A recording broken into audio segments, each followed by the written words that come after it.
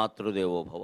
శివుడో మాధవుడో గణాధిపతియో శ్రీమత్పరాశక్తియో ఎవరో ఎందరో దేవతల్ గలరు, ఎవరో ఎందరో దేవతల్ గలరు, వారి సృష్టి మూలంబనన్ వివరించన్ భవదీయ గర్భము.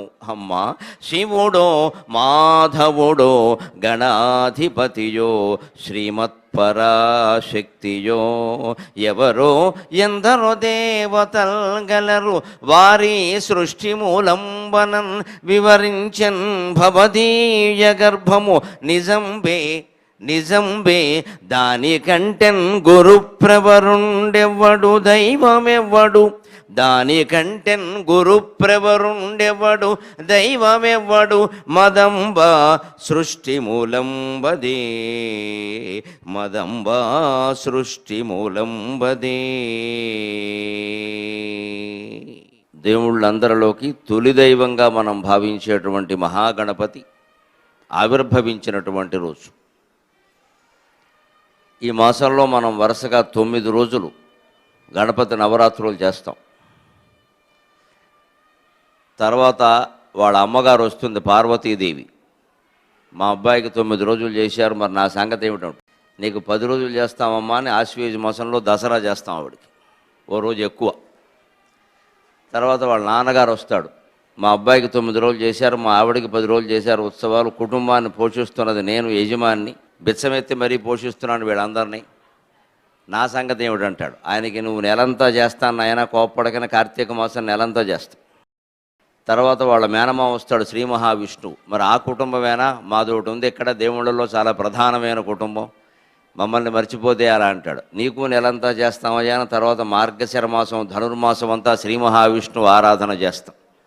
కార్తీక మాసంలో సోమవారం ఎంత ప్రధానమో మార్గశిర మాసంలో లక్ష్మీవారం అంటే గురువారం అంత ప్రధానం. ఈ ఆరాధన విధానాన్ని గమనించండి. వరుసగా ఈ 4 నెలలు వరుసగా వస్తున్నాయి. భాద్రపద మాసం, ఆశ్వీజ మాసం, కార్తీక మాసం, మార్గశిర మాసం. యవ్వని యానచే ధరణినెంతటి విఘ్నములైన వ్రేల్మిడిన్ గవ్వలవోలె రాలిపడు. యవ్వని యానచే ధరణినెంతటి విఘ్నములైన వ్రేల్మిడిన్ గవ్వలవోలె రాలిపడు. గంటము కూలిన వేళ, గంటము కూలిన వేళ దంతమున్ చిభునలాగి భారతమశేషము వ్రాసెనెవండు. గంటము కూలిన వేళ దంతమున్ చిభునలాగి భారతమశేషము వ్రాసెనవండు. గౌరికిన్ నవ్వుల పంట ఎవ్వడు, గౌరికిన్ నవ్వుల పంట ఎవ్వడు, వినాయకుడెవ్వడు వాని మృక్కెదన్.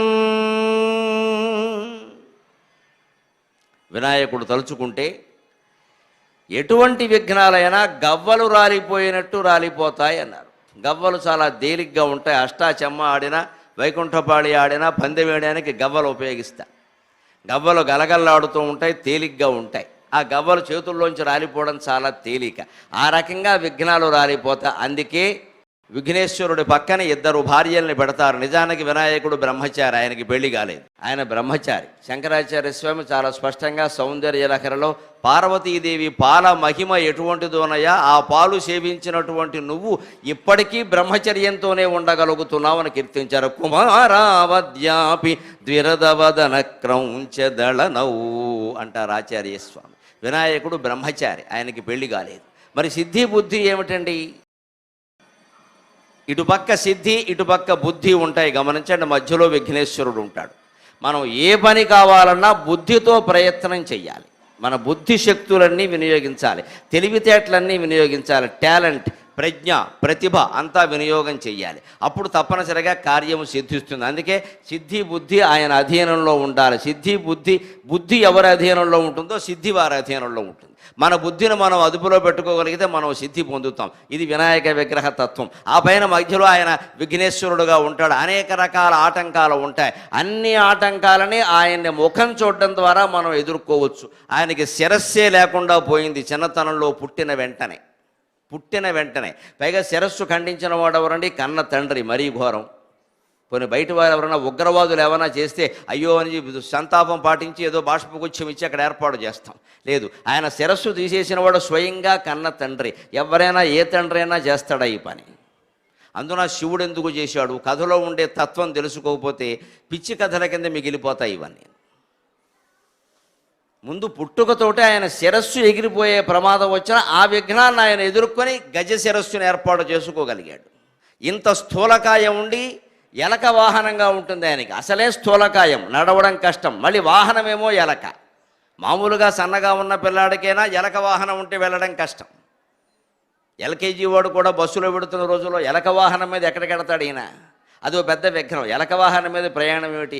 పోనీ ప్రయాణం చేసేవాడు ఎలక కంటే సన్నగా ఉంటే అది వేరే విషయం. ఈయన మొత్తం ఏనుగంత ఉన్నాడు, ఏనుగు ముఖం సహా. ఏనుగంత మనిషి ఏమిటి, ఎలక వాహనం ఏమిటి? ఇది ఇది ఇది ఆటంకం కాదా? పైగా ఉండ్రాళ్ళు ఆహారం మనం చాలా గొప్పగా నైవేద్యం పెడతాం. 1,00,000 ఉండ్రాళ్లతో పూజ అని ఈ మధ్య ఆంధ్రదేశంలో కొత్త వెర్రి ఒకటి మొదలైంది. బాగా మనకి వేలం వెర్రి బాగా అలవాటు కదా. ఉండ్రాళ్ళు బాగా ఇష్టం అనగానే 1,00,000 ఉండ్రాళ్లతో వినాయకుడికి అభిషేకం. మొత్తం గూడెంతా పాడైపోయింది. అర్చకుల వారు నానాయాతన పడాలి తర్వాత శుభ్రం చేసుకోలేక. మనం ఉండ్రాళ్ళు ఈవేళ తింటామండి, ప్రసాదం కాబట్టి మొహమాటానికి 2 తింటాం. 4 జనాన్ని చూస్తాను నేను. ఉండ్రాళ్ళు చప్పగా ఉంటాయి, తినం మనం. మరి దేవుడు ఎలా తింటాడండి? దేవుడు ఎలా తింటాడు? ఆయన ఒక రూపంగా భావించి అక్కడ పెట్టి ఆయన చేతిలో ఉండ్ర మొక్క పెట్టాం కదా, అందులో అల్లం పచ్చ వేయకుండా బెల్లం వేయకుండా ఒట్టు ఉండ్రాళ్ళు ఎంతకాలం ఎవరు తింటారండి? మరి మనం తినలేదు, ఆయన మాత్రం ఎలా తింటాడండి? అదొక విఘ్నం ఆయనకి నిజానికి చెప్పాలి. తిండి కూడా సరిగ్గా లేదు. పైగా ఆయనకి పూజ చేసే పదార్థాలు ఏమన్నా మంచి బ్రహ్మాండమైనవి ఏమన్నా ఉన్నాయంటే గడ్డి పరకలు. మా ఇంటి పేరు అదే, గరికపాటి గడ్డి పరకలు. ఆ గడ్డి పరకలు కూడా ఆయనకి ఏవి ఇష్టం అంటే కొంచెం మట్టితో నేలలో సహజంగా ఎలా లాగామో అలాగే ఉండాలి. వాటిని ఏమీ శుభ్రం చేయాల్సిన పని కూడా ఏం లేదు. చేస్తే దోషమని కాదు, చెయ్యక్కర్లేదు. ప్రకృతి సహజంగా ఏది లభిస్తుందో దాంతోనే ఆయన పూజ. అది భరిస్తున్నాడు ఆయన. ఈ మట్టి అంతా నాకెందుకు, ఈ గడ్డి పరకలేమిటి? శ్రీ మహావిష్ణువుకేమో తులసిమాల వేస్తావు, మా నాన్నగారికేమో మారేడాకులు వేస్తావు, మా అమ్మకేమో కదంబ కుసుమ ప్రియ అని కడిమి పూలు పట్టుకొచ్చి వేస్తావు, నాకేమిటి గడ్డి పరకలు అంటావు? నాకు అదే ఇష్టం అంటాడు ఆయన. నాకు అదే ఇష్టం, అవే పట్టుకురా అంటాడు ఆయన. పాలవెల్లి కడతాం మనం. పాలవెల్లిలో ఏ ఫలాలు కడతారో చూడండి. మొక్కజొన్నలు, జామకాయలు, వెలక్కాయలు, బత్తాయి కాయలు, ఏవైనా సరే కాయలే కడతారు. ఎందుకో తెలుసా? భాద్రపద మాసానికి పంటలన్నీ కాయల రూపంలో ఉంటాయి, పళ్ళు పండవు. పచ్చికాయలు, పచ్చి వెలక్కాయలు, పచ్చి జామకాయలు అన్నీ పచ్చివే. అంటే ప్రకృతి ఎలా ఉంటే అలా మీరు ఆస్వాదించండి, దాన్ని అలాగే ప్రేమించండి, పూజించండి, ఆరాధించండి. మీ జీవితం కూడా అంతే, ఎలా ఉంటే అలా ప్రేమించండి. Accept as it is. అది దైవత్వం. ఉన్నదాన్ని ఉన్నట్టే, అదే భర్త, అదే భార్య, అదే పిల్లలు, అదే జ్ఞానం, అదే అజ్ఞానం, అదే సంపద, అదే అప్పులు, అదే దుఃఖం, అదే సుఖం. ఏ మార్పు కోరుకోకుండా నేను నీ కోసం ఉన్నాను భగవంతుడా అనగలిగితే అది మార్పు, అది జీవితం. అది ఏ మార్పు కోరుకోకుండా నేను నీ కోసం ఉన్నాను భగవంతుడా అనగలిగితే అది మార్పు, అది జీవితం, అది దైవత్వం. కానీ మనం పూజలన్నీ ఎందుకోసం చేస్తామంటే మా అబ్బాయికి మార్కులు తక్కువగా వస్తున్నాయి, ఎక్కువ రావాలి. మా అబ్బాయికి మార్కులు వచ్చాయి కానీ స్కూల్లో నెంబర్ 1 స్థానం రాలా, ఫస్ట్ ర్యాంక్ రాలా, కాబట్టి ఫస్ట్ ర్యాంక్ రావాలి. మీ అబ్బాయికి ఫస్ట్ ర్యాంక్ రావాలని కోరావమ్మా నువ్వు, పక్కింటి ఆవిడ కూడా అదే కోరింది. మీ ఇద్దరు అబ్బాయిలకి మధ్యలో వినాయకుడికి ఏమైనా తేడా ఉందా? నువ్వేమైనా ఆయనకి మేనత్త కూతురా, ఆ అమ్మాయి కాకుండా పోయిందా? ఆయన ఎవరికి ఇవ్వాలి? ఎందుకు ఇవ్వాలి? మనం పూజ చేస్తే ఫలిస్తుందంటే ఎందుకు ఫలిస్తుంది? ఎందుకు ఇస్తాడు ఆయన? అందుకని మనం ఆలోచన చేయాలి ఖచ్చితంగా. జీవితం ఎలా ఉంటే అలా స్వీకరించు, ఏమీ కోరకు, అది దైవత్వం అంతిమంగా తెలుసుకోవాలి. అందుకే వినాయక చవితి నాడు ఆయన ఏం చెప్పాడంటే, ఈ రోజు ఏం దొరికితే అది పట్టుకురండి, నాకు ఇంతకంటే వద్దు. మట్టి దొరికితే మట్టి, గడ్డి దొరికితే గడ్డి, పచ్చికాయలు అయితే పచ్చికాయలు, ఎలా ఉంటే అలాగే. ఒట్టికి అమ్మగా ఉండే ఉండ్రాళ్ళు, అందులోకి మళ్ళీ అల్లం పచ్చడేమని బెల్లం మొక్క ఏమని ఆయన అడగడు. ఆయన చేతిలో పెట్టేది ఒట్టి ఉండరమే. మనం తినలేక మళ్ళీ బెల్లపు ఉండ్రాళ్ళు, అల్లం పచ్చడి ఇవన్నీ మనం కనిపెట్టాం, ఆయన కనిపెట్టలేదు. ఆయనకు ఉండదు, ఒట్టి ఉండరమే. మనకు ఏదో కజ్జికాయలు అంటారు, బెల్లం ఉండ్ర, అవన్నీ మనం కనిపెట్టుకున్నాం తినలేక, అంతకంటే ఇలా తినలేక మన గొడవ మంది. అందుకని ఈ బెల్లపుండ్రాళ్ళు ఇంత పొడుగు చేయడం, కజ్జికాయలు ఇవన్నీ మనం కనిపెట్టుకున్నాం కానీ ఆయన కనిపెట్టలేదు. బెల్లపుండ్రాళ్ళు ఎవరు అందులో పెట్టరు, ఆయన మామూలు ఉండడమే పెడతారు ఆయన. అంటే ఆయన ఏం కోరుతున్నాడు? ఏది సహజంగా ఎలా ఉందో అలాగే నాకు ఇవ్వండి. అంటే అర్థం ఏంటి? మీ జీవితం కూడా సహజంగా ఎలా ఉంటే అలా స్వీకరించండి, నాకు ఇది లేదు అని అనొద్దు. ఎందుకంటే అది ఉండబట్టే మనం ఆయన గుర్తు చేసుకుంటాం ఖచ్చితంగా. అన్నీ ఉంటే ఆయన గుర్తురాడండి, అన్నీ ఉంటే ఆయన గుర్తురాడు. అందుకోసమే ఖచ్చితంగా ఏదో ఒకటి పెడతాడు. అది ఆ అవకరమో ఆ ఇబ్బందో వచ్చినప్పుడు చూస్తున్నప్పుడల్లా దేవుడా ఏమిటయ్యా ఎలా చేసావు, అంతా బాగున్నాం కానీ ఇది ఒక్కటి బాగోలేదయ్యా, దేవుడా దేవుడా అదే ఆయనకు కావాలి. గుర్తు చేసుకున్నావు కదా, మరి నువ్వు చేసుకున్నదే నేనేం చేస్తా, మనం చేయని కర్మలేవి మనకు రావు కదండి. ఇలాగే ఉంటుంది నాయన జీవితం, అన్నీ నువ్వు కోరుకున్నట్టు ఎలా ఉంటాయి. అందుకని జీవితాన్ని ఉన్నది ఉన్నట్టు స్వీకరించడమే వినాయక చవితి మొదటి తత్వం. అందులో కూడా ఆయన ఎంత ఘోరమైనటువంటి సంఘటనని తన జీవితంలో ఎలా తీసుకున్నాడో చూడండి. ఏ ఆటంకాలు వచ్చినా ఆయన అలాగే జయించాడు. ఇందాకటి పద్యంలో మనం చెప్పుకున్నాం, గంటము కూలిన వేళ దంతమును చివ్వునలాగి భారతం అశేషము వ్రాసెనెవండు. వ్యాస మహర్షి 1700 శ్లోకాల భారతాన్ని రాయాలి అని సంకల్పించినప్పుడు ఆయన ఆశువుగా చెబుతుంటే లేఖకుడు కావలసి వచ్చాడు. రాయాలిగా కూర్చుని తాటాకుల మీద, పైగా పెన్నుతో రాయడం కాదు, గంటంతో రాయాలి. గంటంతో రాయాలి అంటే కటింగ్ ది లీఫ్, ఆకుని కట్ చేయాలని. ఎంత కష్టం అది రాయడం. ఇలా పట్టుకుంటారు, అందుకే గంటాన్ని ఇలా పట్టుకుని రాయరు. కటింగ్ స్టెన్సిల్ కటింగ్ అయిన పూర్వం, ఇప్పుడు ఈ జిరాక్స్ మిషన్లు రాకముందు స్టెన్సిల్ కటింగ్ చేసి జిరాక్స్ తీసేవారు. ఆ స్టెన్సిల్ కటింగ్ లాగా కట్ చేయాలి. పైగా ఆకులో విశేషమైన అలా కట్ చేస్తూ 6 లైన్లు రాశారండి తాటాకులు. ఇంత వెడల్పు ఉండే తాటాకులు 6 లైన్స్. మళ్ళీ అంతేకాదు, ఇంకా ఆశ్చర్యం వాళ్ళ యొక్క ప్రజ్ఞ, ఆ వెనకాల మళ్ళీ 6 లైన్స్ రాశారండి ఒకే ఆకుకి. ముందు 6 లైన్లు, వెనకాల 6 లైన్లు. కటింగ్ ఎలా సాధ్యం అండి? ఈ కటింగ్ అవతల పడకుండా, ఆ కటింగ్ యువతల పడకుండా ఎలా సాధ్యమైంది? అలాగే ఈ పెద్ద మనిషి స్థూలకాయంతో ఉన్నవాడు కూర్చుని 1700 శ్లోకాల భారతం అంటే ఎన్ని తాటాకులు రాశాడో చూడండి మీరు. అన్ని తాటాకులు రాశాడు ఓపికగా. మధ్యలో ఒక రోజుని గంటం విరిగిపోయింది. ఆ ఇనప ములికి కదా విరిగిపోయింది. మరి అది కొనసాగాలి. పైగా వ్యాసుడికి ఈయనకి పందెం ఏమిటంటే, ఆగకుండా చెప్పాలి భారతం అని ఈయన అన్నాడు, నువ్వు ఆపకుండా రాయాలని ఆయన అన్నాడు. అలాగే సాగింది మొత్తం భారతం అంతా. ఓ చాట గంట ఆగిపోయింది. ఇప్పుడు ఎవరు ఓడిపోయినట్టు? ఈయనే ఓడిపోయినట్టు లెక్క. మరి ఆపకుండా రాయాలిగా. వెంటనే వ్యాసుడు చూస్తున్నాడు, గణపతి తెలివితేటలు ఎలా ఉంటాయో చూద్దాం ఏం చేస్తాడో. ఒక క్షణం ఆపలేదండి గణపతి. నాది ఏనుగు దంతం కదా, ఏనుగు దంతం మొన చాలా సూదిగా ఉంటుంది కదా, ఇంకాస్త అరగదీతే అదే సూదిగా అవుతుంది ఏమిటి అని చెప్పి వెంటనే గంటం కోసం మళ్ళీ ప్రయత్నం చేయకుండా దంతాన్ని ఓడబీకాడు. దాంతో ఆ రోజు రాయవలసినటువంటి 10 ఆకులో 15 ఆకులో పూర్తి చేశాడు. అందువల్ల వినాయకుడు ఏకదంతుడు అయ్యాడు. గజాసురుడితో యుద్ధం చేసినప్పుడు వాడెవడో కొడితే ఈయన దంతం విరిగిపోయింది. రాక్షసుడు కొడితే విరిగిపోయేంత అల్పమైన దంతం ఉన్నవాడు మన కోరికలు ఏం తీర్చలేడు. సాధ్యమయ్యే విషయం కాదు. అది కాదు వినాయకుని ప్రతిభ. ఆయన మహత్తరమైన త్యాగం చేశాడు. విద్యార్థులందరికీ ఆదర్శం వినాయకుడు. పెన్ను లేదని పరీక్ష మానేయడం, computer not working, server down అని మానేయడం ఉంది. ఇది అసమర్థత. ఏదో ఒక రకంగా అప్పగించిన పనిని అన్ని ఆటంకాలని జయించి పూర్తి చేయడం ఉందా, అది సమర్థత. నీకున్న సాధనాలతో ఏదో రకంగా పూర్తి చేయి. అంతేగాని అది లేదు ఇది లేదు. అసలు మనకి చెయ్యాలని ఉంటే ఏదైనా ఉంటుంది. మనకి ఇష్టమైన పని ఏదైనా ఉందనుకోండి, ఎన్ని ఆటంకాలు ఉన్నా చేస్తాం. ఇష్టం లేకపోయేసరికి ఏదో ఒక వంక వెతుకుతూ ఉంటాం మనమే. దానికోసం ప్రయత్నం చేస్తాం. అందుకని అలా చేయకుండా తప్పనిసరిగా ఎదిరించమని చెప్పాడు. అది వినాయకుని యొక్క త్యాగం. అందుకని మధ్యలో వినాయకుడు గొప్పతనం ఏమిటంటే, బుద్ధి ఉపయోగిస్తే వెంటనే సిద్ధి కలుగుతుంది. అది నిర్విఘ్నంగా జరగాలంటే స్వామివారే మీకు ఆదర్శం. ఆ బుద్ధి ఉపయోగించాడు కాబట్టి గంటానికి బదులు దంతం రాగాడు. అందుకని బుద్ధి ఆయన అధీనంలో ఉండేది. భార్య ఎప్పుడు భర్త అధీనంలో ఉంటుంది కదా, అందుకని బుద్ధి ఆయన భార్య అన్నారు. వెంటనే సిద్ధి ఆయనకి వశమైంది కదా, భార్య భర్తకి వశమై ఉంటుంది కదా, అందుకని సిద్ధి ఆయనకి భార్య అన్నారు. సిద్ధి బుద్ధి ఆయనకి భార్యలంటే అర్థం ఇది తప్పితే ఎక్కడ కళ్యాణ మండపం బుక్ చేసి వాళ్ళిద్దరితో ఆయనకి పెళ్ళైనట్టుగా శుభలేఖలు ఉన్నట్టుగా పురాణాల్లో లేదు. కావాలంటే వెతుక్కోవచ్చు, అభ్యంతరం ఎలా. ఆ కథలు మనకు ఎందుకు చెబుతారు అంటే, ఆ తత్వాన్ని మనం ఒకరోజైనా గ్రహిస్తామని వాళ్ళ ఉద్దేశం. మనం గ్రహించడం మానేసి ఆ సిద్ధి బుద్ధి కళ్యాణం చూస్తే చాలు మన పిల్లలకి పెళ్ళిళ్ళు అవుతాయంటే దేవుడు కూడా నవ్వుకుంటాడు. వాళ్ళు అలా చూస్తూనే ఉంటారు, మీకు ఏం కావు చూసుకోండి అని చెప్పేసి.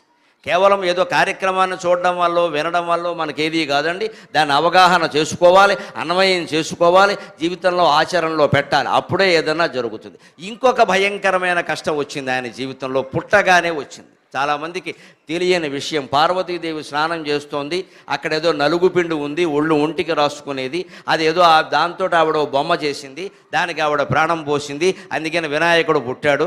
ఆయన్నేమో అక్కడ కాపలా పెట్టింది. ఎవరిని రానియకుండా చూడవయ్యా, కైలాసం అసలు బహిరంగ ప్రదేశం కదా, కొండ గుహలో ఎవరైనా వస్తారు పరాయి మగవాళ్ళు, అందుకని నువ్వు అక్కడ ఉండవయ్యా అని తల్లి కొడుకుని కాపలా పెట్టింది. అక్కడ ఈ వినాయకుడు నిలబడ్డాడు. అంతట్లో శివుడు వచ్చాడు. ఈయనకి తెలియక ఆయన్ని కూడా అడ్డుకున్నాడు. దాంతో నా ఇంటికి రాకుండా నన్ను అడ్డుకుంటావా అని శివుడు కంఠాన్ని తీసి బారేశాడు. ఇది మామూలుగా లోకంలో ప్రచారంలో ఉండే కథ. ఎప్పుడూ పురాణ కథల్లో ఖచ్చితంగా అసలైన తత్వం తెలియాలంటే కథ నిర్మాణంలో ఒక లోపం ఉంటుంది, దాన్ని పట్టుకోవాలి మనం. ఒక లోపం ఉంటుంది. కుదరని యుక్తిపరంగా తార్కికంగా కుదరని విషయం ఒకటి ఉంటుంది. దాన్ని పట్టుకుంటే మిగిలినవన్నీ వస్తాయి. పార్వతీదేవికి నలుగు పిండితో బొమ్మ చేయాల్సిన అవసరం ఎందుకు వచ్చిందండి? ఆవిడ లలితాంబ కదా, జగత్తంతా ఆవిడ కుటుంబమే కదండి. అమ్మవారి కుటుంబం కాని వారెవరండి? ఆ బ్రహ్మకీట జనని వర్ణాశ్రమ విధాయిని, ఆ బ్రహ్మకీట జనని వర్ణాశ్రమ విధాయిని. బ్రహ్మదేవుడు మొదలుకొని చిన్న కీటకం వరకు పార్వతీదేవి సంతానమైన లలితా సహస్రంలో స్పష్టంగా ఉందా లేదా? మరి అటువంటిప్పుడు ఈ నలుగు పిండితో బొమ్మ చేయడం పని ఏమిటండి ఆవిడకి? అక్కడుంది లోపం. అది పట్టుకుని లాగితే మొత్తం కథ వస్తుంది. ఆవిడ స్నానాల గదిలో ఉండి నలుగుపిండి తీసుకుని బొమ్మ చేసి నా కొడుకు పుట్టాలి, నా కొడుకు పుట్టాలి అని అనుకోవలసిన పని ఏమిటి? లక్ష్మీదేవి అనుకోలేదే. లక్ష్మీదేవికి బ్రహ్మదేవుడు సంతానం అంటే లక్ష్మీదేవి గర్భం ధరించి బ్రహ్మదేవుడిని కనల. విష్ణుమూర్తి నాభికమలం నుంచి బ్రహ్మదేవుడు ఉద్భవించాడు. విష్ణుమూర్తి భార్య కాబట్టి ఆవిడ సంతానం అయ్యాడు, ఆవిడేం కనలేదు. అలాగే సరస్వతీదేవికి నారదుడు సంతానం, బ్రహ్మమానస పుత్రుడు. ఆయన బ్రహ్మ మనస్సులో సంకల్పిస్తే పుట్టాడు, అంతేగాని సరస్వతి ఆయన్నేమో 9 నెలలు మొయ్యల. మరి ఎవరికీ లేనిది పార్వతీదేవి నలుగు పిండి నలపడం, ఇలాగా బొమ్మ చేయడం, దానికి ప్రాణం పోయడం ఆ అవసరం ఎందుకు వచ్చిందండి? అది పట్టుకుని లాగితే మిగిలిన కథ అంతా వస్తుంది. పైగా ఇంకొక మాట, ఎంత అక్కడ పార్వతీదేవి స్వయంగా సృష్టించినటువంటి శిశువు కదా, ఆయనకు వచ్చిన వాడు తండ్రి అనే విషయం తెలియదా? శివుడు, పైగా శివుడు ఏమన్నా గుర్తుపట్టలేని వ్యక్త?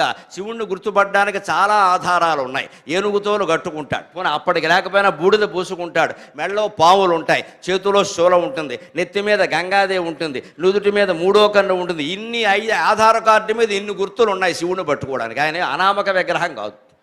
పోనీ మరో దేవుడు ఎవరన్నా అయితే గుర్తుపట్టలేరేమో అనుకోవచ్చు. శివుణ్ణి గుర్తుపట్టడానికి చాలా విశేషాలు ఉన్నాయి. అన్ని ఎదురుగా కనపడుతుంటే శివుణ్ణి లోపలికి రానియడ. పైగా పార్వతీదేవి ఎవరిని లోపలికి రానియద్దు అంటే భర్తను కూడా రానియద్దు అని అర్థమా?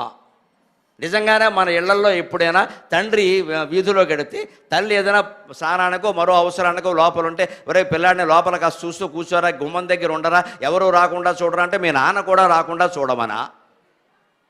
అంత అనౌచిత్యంగా వినాయకుడు ప్రవర్తిస్తాడా?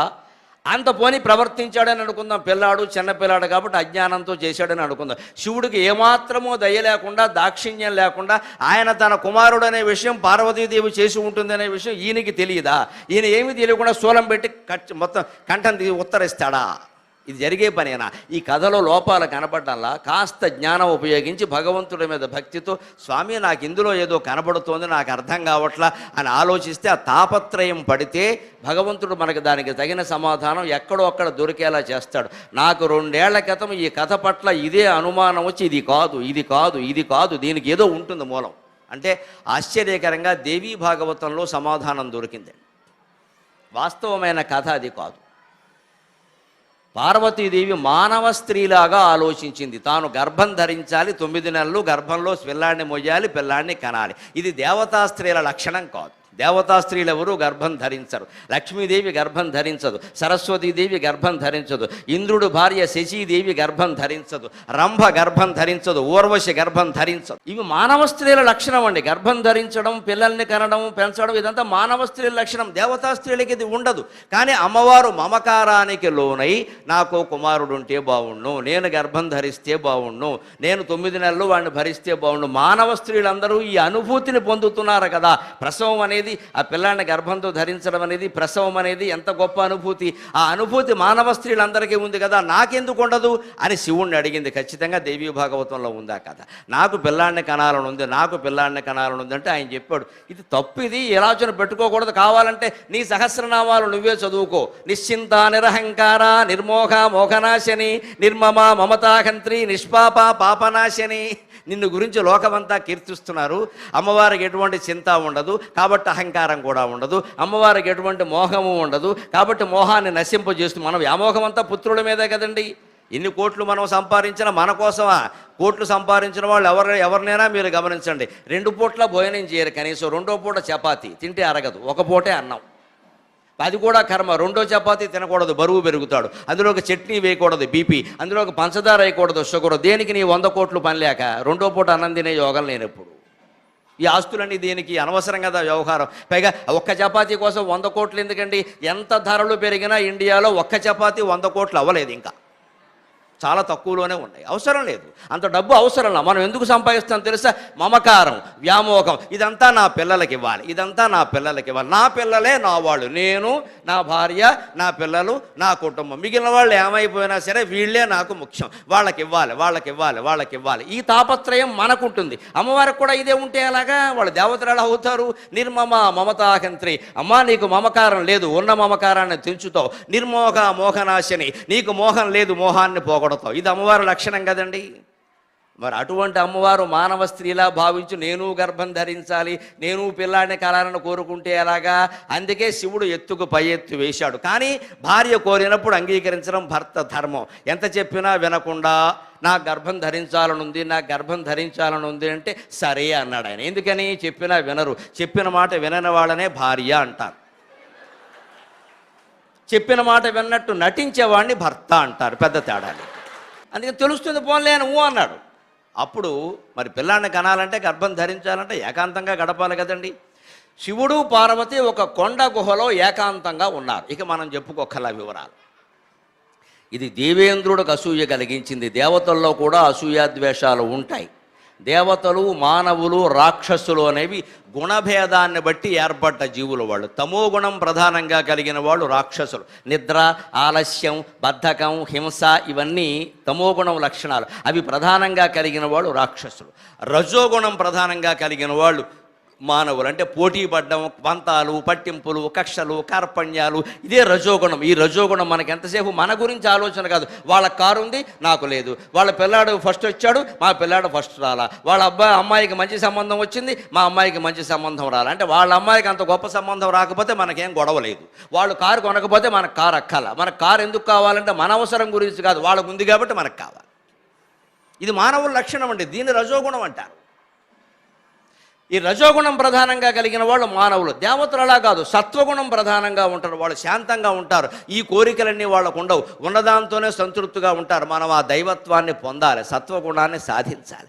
అలా సాధించవలసినటువంటి దేవతలు, దేవేంద్రుడు వాళ్ళలో కూడా ఆ సత్వగుణమే ఒక్కోసారి అహంకారానికి దారితీస్తుంది. నేనే ధర్మాత్ముడు. లోకంలో మంచి గుణాలు ఉన్న వాళ్ళు చాలామంది ఉంటారు. దాన ధర్మాలు చేస్తారు, గుళ్ళు కట్టిస్తారు, బళ్ళు కట్టిస్తారు, చెరువులు తవ్విస్తారు, అన్నీ చేస్తారు, విద్యాదానం చేస్తారు, దాన ధర్మాలు చేస్తారు. కానీ చాలా గర్వం ఉంటుంది మనస్సులో. నేనే చేశానండి, ఇంకెవరూ చేయలేదండి, అసలు ఈ ఊళ్ళో మొత్తం నేనేనండి, అన్నీ నేనే కట్టించా. ఇదే సాత్విక అహంకారం అంటారు. ఇది కూడా ఉంటుంది. దేవేంద్రుడికి అహంకారం ఉంది, నేను దేవతలకు అధిపతిని. అందుకని ఆయన ఏం చేశాడు, ఒక ఆలోచన వచ్చింది. అమ్మో, మామూలు రాక్షసులనే ఎదుర్కోవడం కష్టంగా ఉంది. శివపార్వతులకు స్వయంగా కుమారుడు కలిగితే, ఆ బీజం పార్వతీదేవి గర్భంలో 9 నెలలు పెరిగితే, ఆ శిశువు బయటకు వస్తే నేను తట్టుకోగలనా? నా స్వర్గపీఠాన్ని వాడు అపహరించడా? అనుమానం ఏదైనా ఉందా? అందుకని ఈవిడ గర్భం ధరించకుండా చెయ్యాలి. పాపమైనా సరే, పుణ్యమైనా సరే నాకు అనవసరం అని దేవతలను తీసుకుని వెళ్ళి వీళ్ళు ఏకాంతంగా గడుపుతున్న మందిరం దగ్గరికి వెళ్ళి బయట కూర్చుని డమడమ డమడమ డమడమ పెద్ద ఆర్తనాదాలు, రక్షించండి, రక్షించండి, రక్షించండి, శంభో శంకర, శంభో శంకర, పాహిమాం, పాహిమాం, పాహిమాం అని అరిచాడు. పరమేశ్వరుడు భక్తత్రాణపరాయణుడు. ఆయనకి సొంత భోగాల కంటే భక్తుల్ని కాపాడటమే చాలా ముఖ్యం. అందుకని వెంటనే ఏం ఆలోచించకుండా పార్వతిని విడిచి బయటకు వచ్చేసాడు. అమ్మవారి కోరిక నెరవేరలేదమ్మా, లెక్కే. బయటకు వచ్చేసాడు, వెంటనే వెళ్ళిపోయాడు. వాళ్ళు ఏమన్నారు? గజాసురుడు విజృంభించాడండి. వాడు ఆత్మలింగాన్ని మనస్సులో, హృదయంలో పెట్టేసుకున్నాడు. వాడిని ఏదో రకంగా సంహరించకపోతే లోకాలు తలడెళ్ళిపోతున్నాయి. అంత తీవ్రమైన బాధ గజాసురుడు పెట్టలేదు. పురాణాలు చదువుకుంటే తెలుస్తుంది. వాడు హిరణ్యకశ్యపుడు లాంటి వాడు కాదు, రావణాసురుడు లాంటి వాడు కాదు. గజాసురుడు గొప్ప భక్తుడు. నిజానికి శివుడు నా సొంతం, శివుడు నా గుండెల్లో ఉన్నాడు, ఎక్కడికి వెళ్ళడానికి వీల్లేదు, పార్వతీదేవికి కూడా దక్కడానికి వీల్లేదు, నాకే. ఇది మాత్రం అహంకారం కాదా? అంతే. అంచేత వాడిని వేసేయాలి, లేకపోతే శివుడు దొరకడు. అందుకని దేవతలు వచ్చి ఆ క్షణంలో అది పెద్ద సమస్య కాదు. దేవేంద్రుడు మనస్సులో ఉన్నదేమిటి? వినాయకుడు పుట్టకుండా చెయ్యాలి, పార్వతి కొడుకు పుట్టద్దు, ఆయన సంకల్పం అది. అందుకని ఇలా పెట్టాడు పథకం. పాపం అమాయకుడైన భగవంతుడు బోళాశంకరుడు. అందుకే శంకరుడు లాంటి దేవుడు లేడంటారు. వంకాయ వంటి కూరయు లంకాపురి వైరి వంటి రాజును గలడే, శంకరుని వంటి దైవము పంకజముఖి సీత వంటి భార్యయు గలదే. రాముడు లాంటి రాజు లేట, సీత లాంటి భార్య లేదుట, శంకరుడు లాంటి దేవుడు లేట. ఇంకా కాస్త తపస్సు చేయకుండానే వచ్చేస్తాడు మహానుభావుడు. కష్టపడకరా అబ్బాయి, ఇచ్చేస్తానని. విష్ణుమూర్తి అలా రాడు, వచ్చినా వరాలు ఇవ్వడు. ఒకవేళ ఇచ్చినా అది వరమో శాపమో తెలియదు. మోస్ట్ డిప్లొమాటిక్ గాడ్, రాజకీయం బాగా తెలిసినటువంటి దేవుడు ఎవరైనా ఉంటే ఆయన విష్ణుమూర్తి. ఏమాత్రమో రాజకీయం తెలియని అమాయక మహాత్మా గాంధీ ఎవరైనా ఉంటే ఆయన శివుడు, బోళా శంకరుడు అంటారు. ఎందుకు అడిగాడో, వాడు ఏం చేస్తాడో కూడా తెలియదు, అడిగాడని ఇచ్చేస్తాడు అంతే. ఈ తేడాలు ఉంటాయి, తేడాలు. పైగా దానికి కారణం కూడా ఉంది. శివుడు సంహారకర్త, మొత్తం సృష్టి కంపెనీ మూసేసేవాడు, ఆయనకి బాధ్యత ఏమి ఉండదు, మూసేస్తాడు. ఎప్పుడంటే అప్పుడే మూసేస్తాడు. విష్ణుమూర్తి అలా కాదండి, 14 లోకాలు పరిపాలించాలి. పరిపాలనా బాధ్యతలో ఉండేవాళ్ళు మానవులైనా ఎవరైనా కాస్త లౌక్యంగా వ్యవహరించకపోతే పనులు చేయలేరు. శంకరుడు లాంటి దేవుడు లేడు, అందుకని శంకరుడు బయటకు వచ్చేసాడు. పదండి వెళ్ళిపోతా ఉన్నాడు. పార్వతీదేవికి తన కోరిక తీరలేదు కదండి, గర్భం ధరించాలి, పిల్లాడిని కనాలి, మమకారం అమ్మ. ఆ మమకారంతో ఆవిడ స్నానాల గదిలో ఉండి బాధపడింది. మామూలు స్త్రీలాగే, ఏమి దేవతలు అంటారు, అందరూ నన్ను గుళ్ళల్లో పెట్టి పూజ చేస్తారు, నాకు కొడుకునికనే యోగం లేదు, ఏమి దైవత్వం ఇది అని పాపం మనస్సులో ఆవిడ కూడా మానవ స్త్రీలా మమకారానికి లోనే ఆలోచించి ఆ మమకారంతోనే ఆ నలుగు పిండిని ఇలా నలిపిందమ్మా. అప్పుడు ఏమైంది, చేత్తో మీరు ఏదైనా వంట చేసినప్పుడు, పదార్థాలు చేసినప్పుడు మీరు ప్రేమతో చేస్తే ఆ ప్రేమ కూడా పదార్థంలో గడుతుంది ఖచ్చితంగా. మన ప్రేమ, మన మమకారం అందులో చేరుతుందమ్మా ఖచ్చితంగా. అందుకని అమ్మవారి సంకల్పంలో ఏముందండి, మమకారం ఉంది. కథను జాగ్రత్తగా అర్థం చేసుకుందాం, బ్రహ్మాండంగా ఉంటుంది వినాయకుడి యొక్క ఆవిర్భావం. మమకారం ఉంది. మొత్తం అన్ని జీవుల్లోనూ బాగా ఎక్కువ మమకారం కలిగిన జీవి ఎవరో తెలుసా? ఏనుగండి, మనిషి కాదు. ఎవరైనా కాల్ చేయొచ్చు, లేదా ప్రమాదం జరగచ్చు, ఏదైనా కానీ మరణిస్తే చనిపోయిన ఏనుగు చుట్టూ మిగిలిన ఏనుగులు తిరుగుతూ ఉంటాయి. ఆ ఏనుగుని అక్కడి నుంచి తీసే వరకు అవి బతుకుతుంది అని ఏమీ సంబంధం లేకపోయినా సరే తిరుగుతూ ఉంటాయి. ఏనుగుకి అంత మమకారం ఎక్కువ. అమ్మవారి నలుగు పిండి సంకల్పంలో మమకారం ఉంది కాబట్టి మమకారానికి మూలమైన శిరస్సే వినాయకుడికి రావాలి. మానవ శిరస్సు పనికిరాదు, దైవ శిరస్సు పనికిరాదు. ఇది అమ్మవారి సంకల్పం. ఆవిడ సంకల్పం వృధా అవుతుందా? అందుకే కథ ఎలా జరిగింది, ఈవిడ బొమ్మ చేసింది, ఆవిడకి ప్రాణం పోసింది. దేవతలు అనుకుంటే అయిపోతుంది, ఏమిటి నా కొడుకుని నేనే సృష్టించా. కానీ ఆవిడ కోరిక తీరాల, గర్భం ధరించలేదు, 9 నెలలు మొయ్యలేదు, కొడుకును మాత్రం కంది. కానీ ఆ చేసింది, ఆ బొమ్మను అక్కడ పెట్టింది. అందుకని సంకల్పంలో ఏముంది, మమకారపరమైన ఏనుగు శిరస్సు రావాలి అనుకోకుండా చేసిన సంకల్పం అది. ఆ బొమ్మను అక్కడ పెట్టింది, ప్రాణం పోసింది, ఆయన ఉన్నాడు. శివుడు వచ్చాడు, గమనించాడు, మొత్తం మీద మానలేదు ఈవిడ పని, శిశువుని తయారు చేసేసింది ఈవిడ, ఇది తప్పదన్నమాట అని అనుకుని అప్పుడు ఖచ్చితంగా అక్కడికి రాగానే ఆయన ఏదో మామూలుగానే అడ్డు చెబుతాడు. సహజంగా చెప్పినా చెప్పకపోయినా వెంటనే శివుడు ఆ శిరస్సుని ఖండించాడు. కారణం, నిర్మమ మమతాహంత్రి.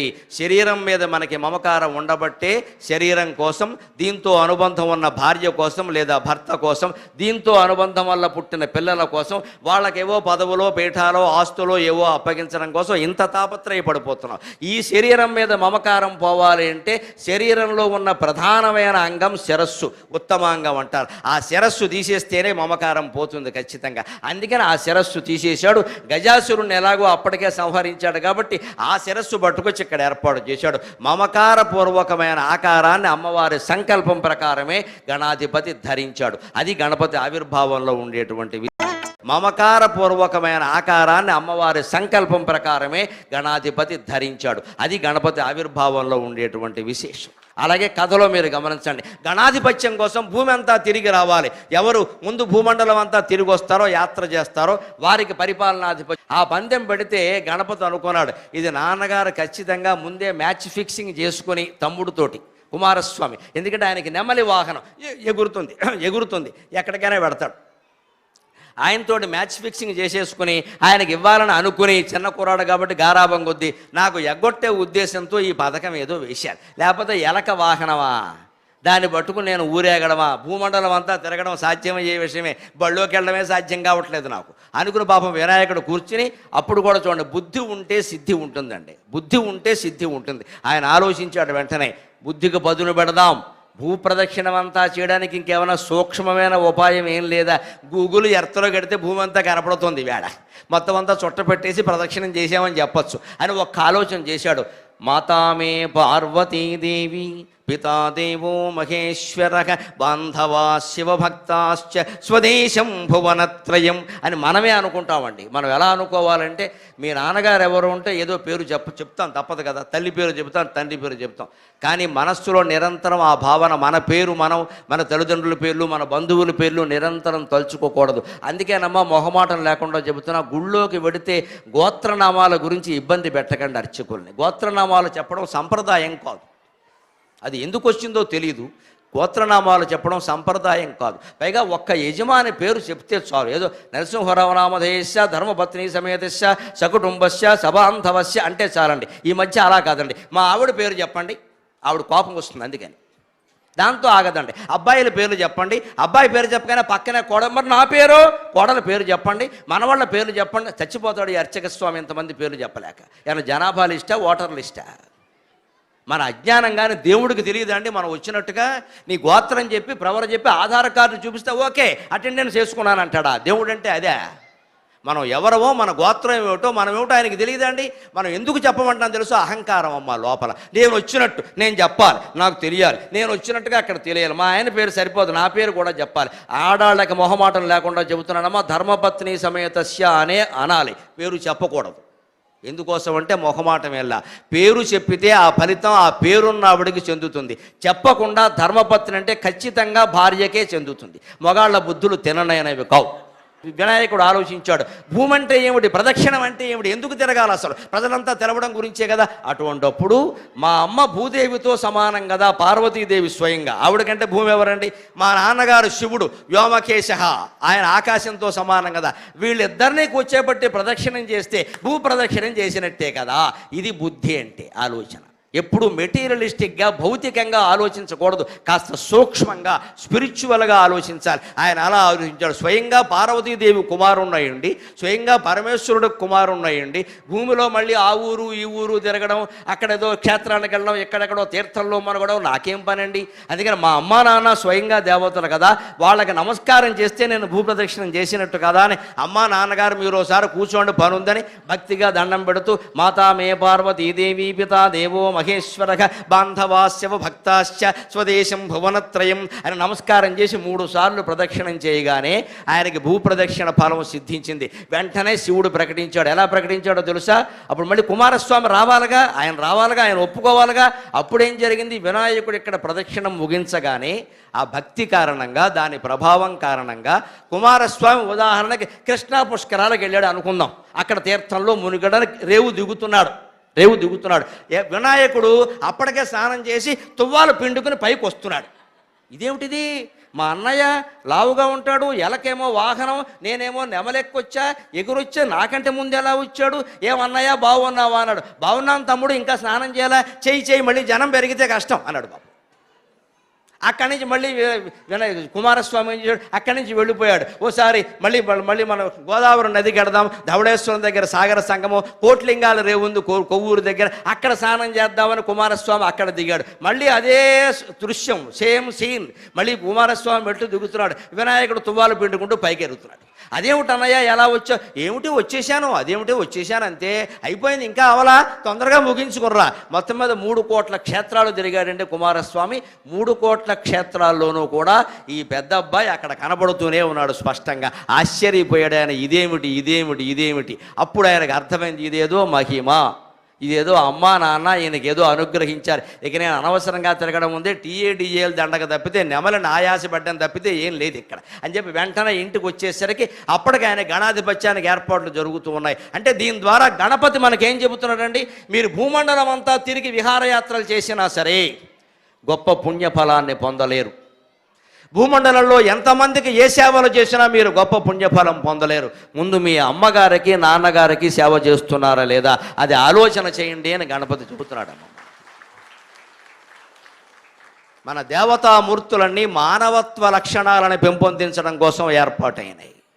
అవి మహిమలు మాయలు కాదండి మాట్లాడవలసింది.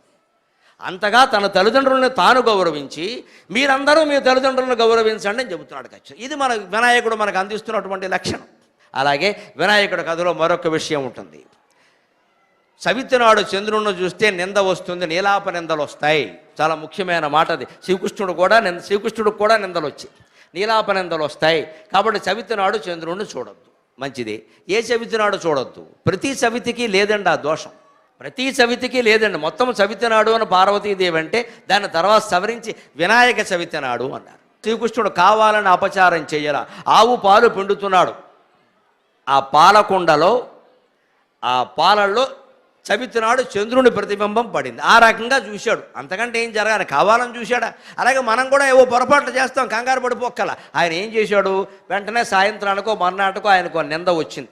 సత్రాజిత్తు ఒక రాజుగారు ఉన్నాడు, ఆయనకి ఒక మణి ఉంది, శమంతక మణి. దాన్ని ఏదో ఆరాధన చేస్తే సూర్యుని వరం కారణంగా ఆయనకి రోజు 100 కేజీల బంగారం వస్తుంది.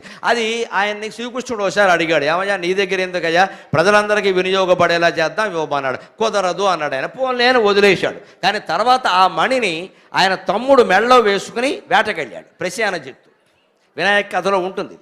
అక్కడ ఒక సింహం చూసింది. ఆ మణి దానికి ఎందుకంటే సింహం మణి ఏం చేసుకుంటుంది, అదేదో మాంసపు ముద్ద, జంతువు మాంసపు ముద్ద అనుకుని దాన్ని మింగడం కోసం వాడిని చంపింది. వాడు చనిపోయాడు. అది నోట గరుచుకుని వెళ్ళింది. కాసేపటికి ఆ సింహాన్ని ఒక ఎలుగుబంటి చూసింది. అదే జాంబవంతుడు, రామాయణ కాలం నాటివాడు. ఆయన ఆ సింహాన్ని చంపాడు. ఎలుగుబంటి దలుచుకుంటే, శరభ మృగం దలుచుకుంటే సింహాన్ని చంపగలదు. చంపాడు. పట్టుకెళ్ళి ఆయన ఏం చేశాడు, ఆయనకి తెలుసు అది మణి, మాంసపు ముద్ద కాదు. కాబట్టి ఆ మణిని పట్టుకెళ్ళి తన ఇంట్లో తన కూతురు ఉంది జాంబవతి అని చిన్నపిల్ల, ఆ పిల్లకి ఇచ్చాడు ఆడుకోవడానికి. ఇంత జరిగింది. సత్రాజిత్ ఏమన్నాడు, ఎప్పుడో శ్రీకృష్ణుడు అడిగాడు మణి, నేను ఇవ్వలేదు, అందువల్ల ఆయనే దొంగిలించి ఉంటాడు అని నింద వేశాడు. ఇదే నీలాప నింద. మనం చెయ్యలేదు, మనకు వచ్చింది. అప్పుడు శ్రీకృష్ణుడు ఏం చేశాడు చూడండి. వినాయక చవితి కథ వింటూ కూర్చోలా, దండం పెడుతూ కూర్చోలా, నింద ఎలా వచ్చిందో తెలుసుకుని అలాగే దాన్ని పరిహారం చేసుకుందుకు వెళ్ళాడు. ప్రయత్నం చేస్తే నిందలు పోతాయి తప్ప కథ విన్నంతలో నిందలు పోవు. పిచ్చి నమ్మకాలు పెంచుకోకండి. టెక్నికల్గా తీసుకోకూడదమ్మా దేన్ని, దాని అంతఃస్థానాన్ని గ్రహించాలి. నీలాప నిందలు కథ వింటే పోతాయని ఎందుకన్నారు? ఆ కథలో ఎలా పోగొట్టుకోవాలో ఉంది ఉపాయం. అలా పోగొట్టుకుంటే పోతాయి. శ్రీకృష్ణుడు ఏం చేశాడు, కథ వింటూ కూర్చోలా, వినాయకుడికి దండం పెట్టి కూర్చోలా, చంద్రుడికి దండం పెట్టి కూర్చోలా. అసలు ఈ నింద ఎందుకు వచ్చింది అని వెళ్ళాడు సత్రాజిత్ దగ్గరికి. ఏమయ్యా నేను తీయలేదు కదా అని అడిగాడు. ఆయన చెప్పాడు. వెంటనే ఆ వేటకి వెళ్ళాడు. తమ్ముడు ఎక్కడికి వెళ్ళాడు అక్కడికి వెళ్ళాడు. అక్కడ వెతికాడు. ఆ ప్రసేనజిత్తు శవం కనపడింది. అక్కడి నుంచి ఒక సింహం కాలి గుర్తులు కనపడ్డాయి. ఆ సింహం కాలి గుర్తులు పట్టుకుని వెళ్ళాడు. అక్కడి నుంచి ఎలుగుబంటి కాలి గుర్తులు కనపడ్డాయి. అవి పట్టుకుని వెళ్ళాడు. చివరికి ఎలుగుబంటి గుహలోకి వెళ్ళాడు. జాంబవతుడితో యుద్ధం చేశాడు. ఆ యుద్ధంలో ఆయన సంహరించాడు. తర్వాత పట్టుకొచ్చి ఆ మణిని పట్టుకొచ్చి ఇక్కడ ఇచ్చాడు. ఇంత ప్రయత్నం చేస్తే శ్రీకృష్ణుడు యొక్క నింద పోయింది, కానీ కథ వింటే పోలా. కథ వింటే మనకి ఏం చేయాలో తెలుస్తుంది. అందుకని ఆ కథ వినడం ద్వారా తెలుసుకుని మన నిందలు మనకు పోగొట్టుకునే ప్రయత్నాన్ని మనం చేయాలి తప్ప కేవలం కథ వింటే ఏదో జరుగుతుందని కూడా పొరపాటు. తల్లిదండ్రుల్లో ఎవరికి అన్యాయం జరుగుతున్నా ప్రతీకారానికి మనం సిద్ధపడాలి. అదే తల్లిదండ్రులకు అన్యాయం జరుగుతుంది అంటే ఆ ప్రతీకారం విరమించుకోవాలి. మొత్తం మీద మనిషి తల్లిదండ్రులకి రుణగ్రస్తుడై ఉండాలి. తల్లి సేవ చేయాలి, తండ్రి సేవ చేయాలి, భార్యాభర్తలు ఆనందంగా ఉండాలి, పిల్లల్ని మళ్ళీ దేవతల్లాగే చూసుకోవాలి, అలాగే పెంచాలి, పెద్దవాళ్ళని చేయాలి. వాళ్ళకి దేవతల లక్షణాలు కథల రూపంలో చెప్పి అలవాటు చేయాలి. అదంతా మనం వినాయక చవితి పూజ ద్వారా, వ్రతం ద్వారా, కల్పం ద్వారా నేర్చుకుందాం ఖచ్చితంగా. భారతీయ వేదాంత తత్వాన్ని, హిందూ దేవత ఆరాధనలో ఉండే రహస్యాన్ని మీకు అర్థం చేయించడంలో నేను ఏమాత్రం కృతకృత్యున్నైనా నేను ధన్యుణ్ణి. నాకు ఈ 4 మాటలు నేర్పిన మా అమ్మ ధన్యురాలు. స్వస్తి.